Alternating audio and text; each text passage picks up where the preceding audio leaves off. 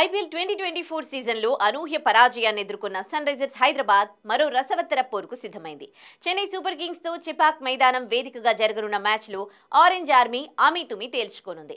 సంచలన బ్యాటింగ్తో వరుస విజయాలతో జోరు కనబరిచిన సన్ రైజర్స్ హైదరాబాద్ సొంత గడ్డపై రాయల్ ఛాలెంజర్స్ బెంగళూరు చేతిలో కంగు తిన్నది. పేలవ బ్యాటింగ్ ఆ జట్టు ఓటమిని శాసించింది. ఈ క్రమంలోనే చెన్నై సూపర్ కింగ్స్ తో జరిగే మ్యాచ్లో ఎలాగైనా విజయం సాధించాలని కమిన్స్ సేన పట్టుదలతో ఉంది. ఈ మ్యాచ్ గెలిచి ప్లే ఆఫ్స్ అవకాశాలను మరింత మెరుగుపరుచుకోవాలని ఆరెంజ్ ఆర్మీ భావిస్తోంది. మరోవైపు లక్నో సూపర్ జైంట్స్ తో సొంత గడ్డపై కంగుతిన్న సిఎస్కే మళ్లీ విజయాల బాట పట్టాలని పట్టుదలతో ఉంది. దాంతో ఈ మ్యాచ్ కూడా రసవత్తరంగా జరగనుంది.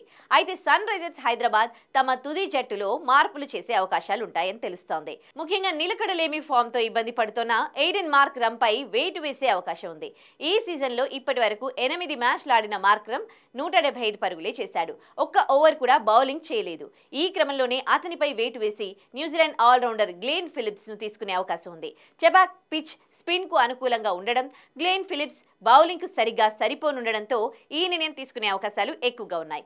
అలాగే జయదేవ్ ఉనాద్గత్ స్థానంలో వాషింగ్టన్ సుందర్ కూడా తుది జట్టులోకి వచ్చే ఛాన్స్ ఉంది. ఈ 2 మార్పులు మినహా మిగతా కాంబినేషన్లు ఎలాంటి మార్పులు జరిగే అవకాశం లేదు.